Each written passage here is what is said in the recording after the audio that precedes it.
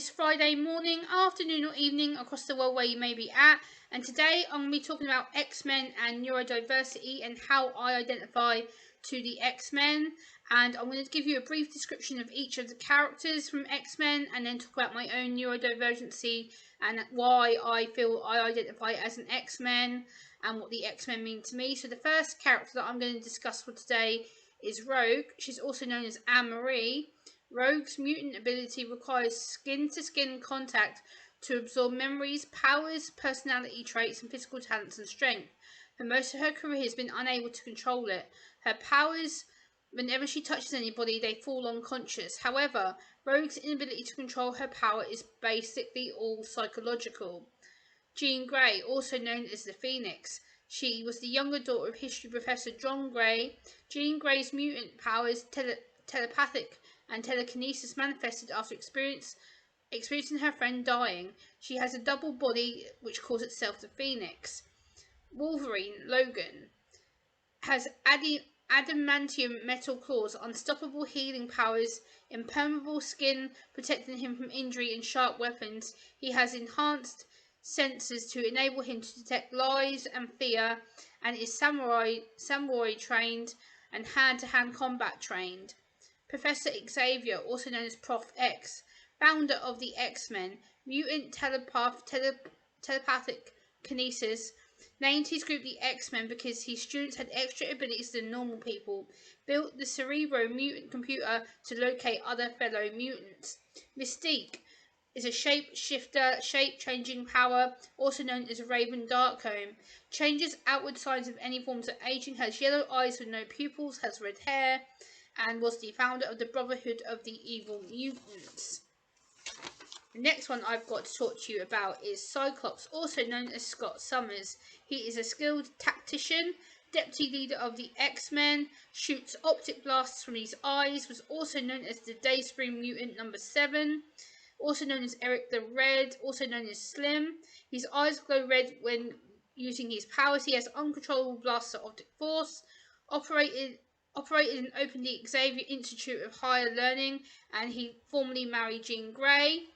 Storm, also known as Aurora Monroe, a veteran X-Men member, ability to control and manipulate weather patterns, known as Storm Mutate number 20, has atomokinetic consultant powers, has pyrokinesis, control of the elements, ability to fly, heightened senses, control air in people's lungs and heart pressure, can burst a person's inner ear, has a physical bond to the force of the earth, suffers from claustrophobia, and can control all forms of solar energy.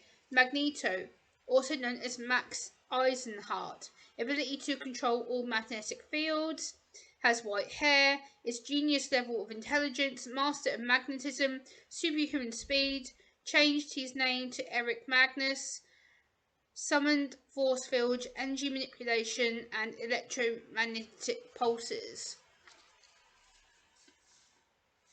And then the next character that I'm going to talk to you about is Beast, also known as Henry Hank McCoy.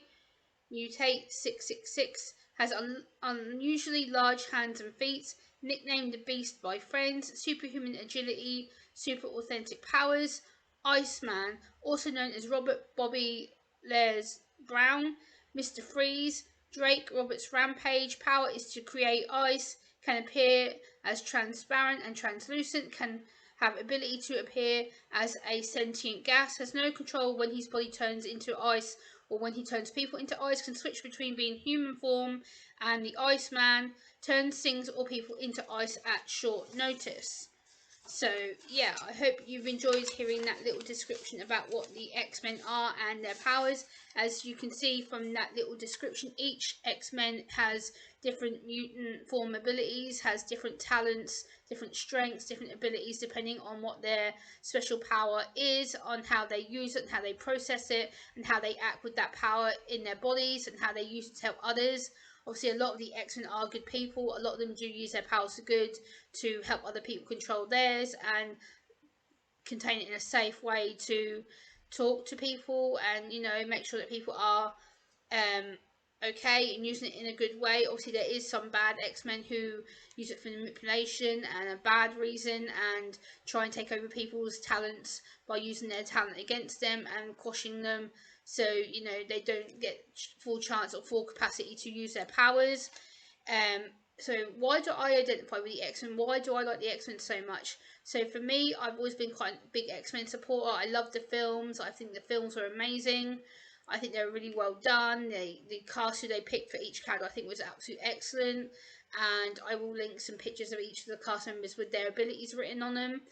And for me, as an autistic woman who has heightened senses and is very creative with her writing, also has anxiety issues, I think having someone like the X-Men group to look up to, having a role model that's out there to say it's okay to be different, it's okay to be who you are, regardless of your issue or your problem or something that you may be going through at that selected state of time, because the X-Men didn't let their problems get to them or their conditions destroy them or control them. They were there to, you know, educate others, help others going through the same process that they're going through.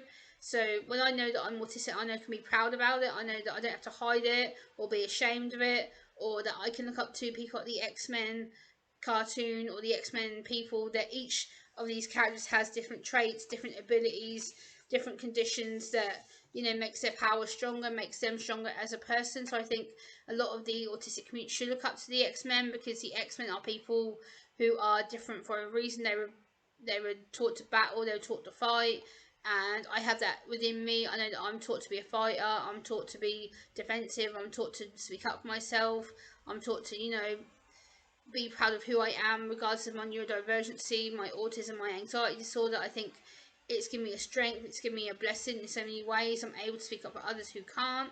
I think also being autistic and being an X-Men has educated my variety of the way that I see things, the way that I communicate with people, and I think that's a really good way of including diversity and including people who are different on the spectrum or off the spectrum. And you know, it's about being a friend, being family, being connected as one group, being connected as a person who is seen as a little odd or weird, or, you know, not communicating properly, or is seen as being destructive. And we're not, you know, we all are X-Men of some shape, form, disability, condition, mental condition.